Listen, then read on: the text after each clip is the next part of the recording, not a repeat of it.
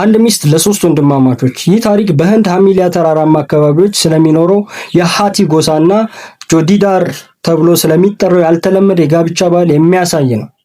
አንድ ሚስት ለሶስት ወንድማማቾች የሃሚሊያ ድብቅ ታሪክ። በህንድ ሰሜናዊ ክፍል በጭጋጋማው የሃሚሊያ ተራራዎች ውስጥ ዓለም ካሰበችው የተለያየ የአኗኗር ዘይቤ አለ።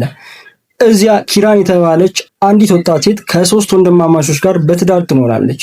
ይህ በጎሳው ዘንድ እንደ ነውር ሳይሆን እንደ ትልቅ ባህል የሚቆጠር ሲሆን ፈርተርናል ፖላንደሪ ወይም ወንድማማቾች አንዲትን ሴት በጋራ ማግባት ይባላል።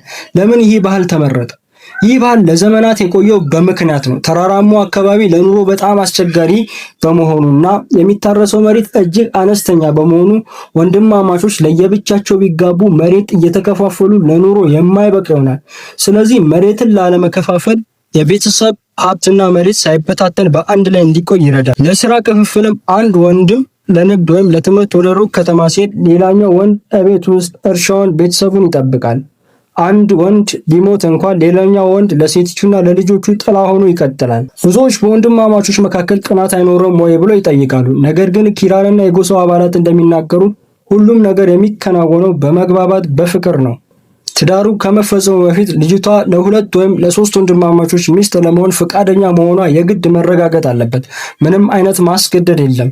ሚስቲቱ ሁሉንም ባሎቿን በእኩልነትና በአክብሮት ትይዛለች። ዛሬ ግን ጊዜው የተለወጠ ነው። ልጆቻቸው ለትምህርት ወደ ከተማ ሲሄዱ የውጭው ማህበረሰብ ሁለት አባትና አንድ እናት አላችሁ እያለ ሲሳለቅባቸው ይሰማሉ። ይህም በልጆቻቸው ላይ የስነ ልቦና ጫና ይፈጥራል። በትምህርት ቤት ምዝገባ ወቅት እንኳን የአንዱን አባት ስም ብቻ እንዲጠቀሙ ይገደዳሉ። ለእኛ እንግዳ ሊመስለን ይችላል። ነገር ግን ለሃቲ ጎሳዎች ይህ ባህል ቤተሰብን አንድ አድርጎ ለማቆየት የተፈጠረ የህልውና መንገድ ነው። ኪራ እንደምትለው ሰዎች መጥፎ አስተሳሰብ ካላቸው ነገሩን በመጥፎ መንገድ ያዩታል። ነገር ግን ይህ የኛ ባህል በበጎ ማየት ባትችሉ እንኳን ቢያንስ መጥፎ አትናገሩ። ይህን ጥንታዊ ባህል ከዘመናዊ ዓለም ጋር እየታገሉ ቢያቆዩም አሁንም በእነዚህ ረጃጅም ተራራዎች ውስጥ ቤተሰብን አንድ አለት አጠንክሮ ይዞታል።